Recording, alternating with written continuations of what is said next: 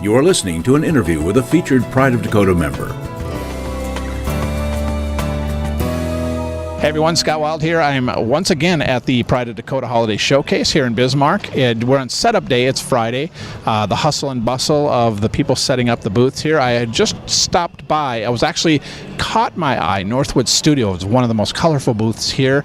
And Francie Heinley is sitting here. She's giving the fist pump of victory as I say that. So, Francie, welcome to the show. Thanks. I love your name. Thank you. Yeah, that's a really cool name. And you've got Jenna Jacobson over here, which is your daughter, right? Right. Okay, so and she's also, so tell me a little bit, what is Northwood Studios? Well, we just started about 7 years ago, just a hobby / sliding into just starting to sell our stuff locally. We showed a couple local galleries here. Okay. And so this is my first endeavor with Pride of Dakota. The Bismarck show itself, or this year did everything. I'm a newbie. Welcome to Pride of Dakota. I love this. This is why I wanted to interview you. So here, because we've talked to some people. We have people that have been here now for 13 years. They've been doing showcases since the beginning. I want to really get your perspective on, what is this like? I mean, do you do now? Obviously, just for the people listening to this and they can't see your artwork, you have artwork here. You have small framed pieces of art. You have larger prints on the wall. I want to know a little bit about what kinds of medium you use. And then I see over here you have bowls and some things and pottery and raku. Mm-hmm. I got 3 times and I got it wrong every time. Raku pottery.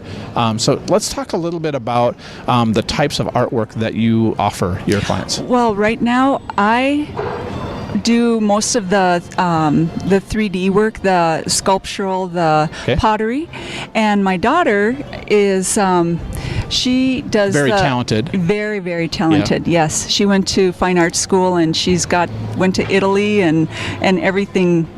Studied over there for a while, and she does the oil pastels and the acrylics and the little small framework, and we just are having fun getting ready for the show. So we've been busy getting the kiln burning and actually 24/7. I was just going to ask you, how do you prepare for a show? Now, you haven't done any of the other showcases. You weren't in Fargo, you weren't in Grand Forks, right? This is my first time for a show at this capacity with this many customers coming through, and it was really hard for me to know exactly how much do I need to make, how do I prepare for this, so we'll find out. Absolutely. Well, I mean, you have plenty here, and it was eye-catching, and that's why, I mean, I'm walking by, it's like, I got to go talk to these 2 wonderful ladies here. So do you do the pottery? Are you the potter? I do the pottery. I started, actually, I just took it as a college class, and it was my Easy A class, and then I got hooked. So I have a studio north of town, and just expanded it this last year, so now I'm able to make more production, and I broke out into horsehair pottery, raku pottery, I'm starting to do a little bit more functional, but a lot of mine is decorative. But it's just having a lot of fun with the new studio. I'm able to really expand into different mediums and try out new things. So it's really fun. So I got a question for you. What's the difference between horsehair and raku pottery? Well, horsehair, actually it's horsehair raku pottery. Okay. It's the way you fire. It's the firing method, and it was established back in the 1500s in Japan. And what you do is you take the pot out of the kiln, and it's about 1800 degrees, and you take it out red hot, and you put it into a can, and it's actually the most dangerous form of firing. That's why the price is up. Yeah. And anyway, and you put it in there, and there's combustional like papers or whatever you want to put in there, and it flames up. My husband helps me. He loves it. He's a firebug. And so the flames are shooting out of the can and stuff. And anyway, that process will give you a metallic or a whatever different sheen that you want on it. The horsehair is very you have to be very precise with your timing. You only have actually literally seconds to put the horsehair on there so it stays. You take it out of the kiln red hot. You wait a certain amount of time. You put the horsehair on, and then I put an acid solution on it, which is more dangerous. Oh, wow. And so that gives the color. And so that's the difference between like regular like functional bowls that I have. They're more organic in shape, which is kind of fun. I'm playing with that right now. But that's something that you leave it in the kiln, you let it cool in the kiln all the way down, and it takes like 24 to 30 hours before you can take it out of the kiln. Sure.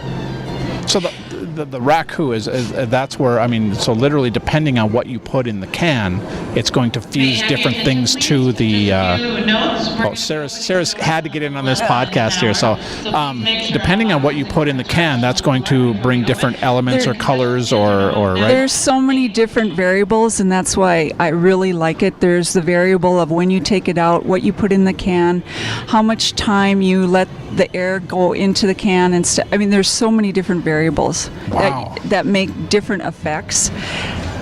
I'll tell you what, they are, I mean, I know that people can't see this because it's radio, but they're absolutely gorgeous. They and I noticed that the different, you know, these here have a little bit less luster than some of these, but they're just, the colors in them are just outstanding. And that is from the chemicals. I have pit fire pottery also, which is a little bit different, where you just smolder it into a pit.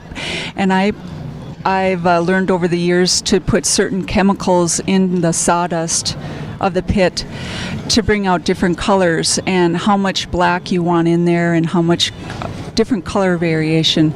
So that's all a lot of experimentation, and I've just been having a lot of fun with that. Oh, yeah. And so now it's time to see if everybody else likes it too. Well, you know, I guess if I had to describe it to someone, it looks like you took one of those little vases or pottery pieces and you hand painted one of the most breathtaking mountain sunsets ever on there. You know, it's like it just looks like if you're witness to this is amazing sunset, and yet that is a natural occurrence. This is not something that you manipulated, it just happened. Oh, you just touched my heart. Yes. Especially the pit fire. It's so awesome because it is it's like a moment in time is captured by the way the flame hits it. Yeah. And they are little beautiful landscapes on each one, and they're all different. I'm looking at it going, and I had to look when I first looked, and I thought, did she hand paint those like as mountain sunsets? I'm like, no, of course she didn't. That's amazing. So there's someone that can't see this. So if someone wants to see your work, do you have a website or any way that how can people see this work if they're not at this event today? Well, actually, I'm just starting at this. I don't have a website yet. Okay. Well, I don't have a website with my photos on it. No. You have a Pride of Dakota profile. Right. I have a Pride of, But I do have some work, although at Bismarck Art Gallery. Yep. I do, well, actually, I'm sold out there. I need to put some more pieces there. That's a good problem to have. It is a good problem. And I have pieces at Circle C Gallery in Medora.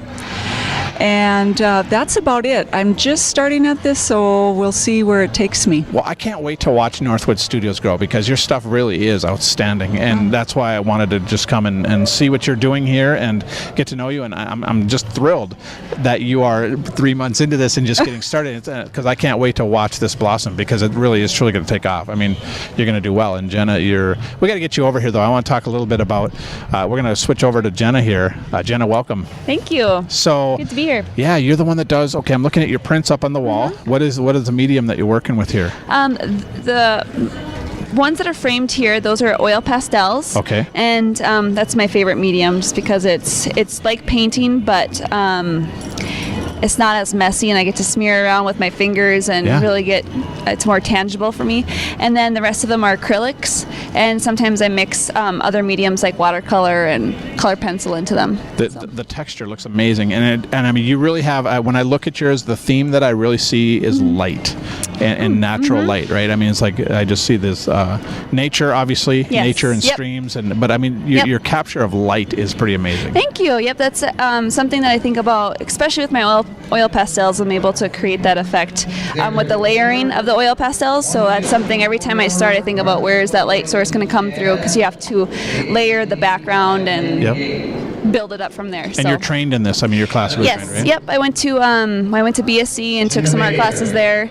Wasn't sure what I should do with myself for a career, so then I pursued the visual arts in NDSU. Yeah. So I graduated from there, and now I am actually art teacher over at Century High School. Oh, so, good for you. Awesome. Well, it's been a pleasure talking with both of you. We wish you the very best of luck in your first ever show. I know you're going to be successful, and just looking at this stuff, I hope you sell out because it's that good, and you need to stop by this booth if you haven't seen it. So, and we're going to look for you on go to Pride of Dakota, and you can get a hold. People can get a hold of you through there if they want to see it, or then they can call Bega and find out, right? Mm-hmm. So Francie Heinle and Jenna Jacobson, look for them. They're on the road to success here, and it's going to be good. So Thank you. Again, is there a phone number or anything that people can call, or should they just call Bega or call Pride Dakota, or go through the Pride Dakota site if they want to get a hold of your stuff? Yep. I have a website, actually. It's jennajacobsonstudio.com, so they can witness or look at my artwork there. I try to update it as often as I can, but I'm kind of procrastinator there. But yeah, also Jenna Jacobson at live.com for emails. Right on. Well, thank you so much for being with us. No, thank you. Bye-bye. To learn more about this featured Pride of Dakota member, visit our website, prideofdakota.com. To become a featured Pride of Dakota member, send an email to prideofdakota@gmail.com. To listen to the full podcast of North Dakota Now, click on the podcast link on our website, prideofdakota.com. Thanks for listening.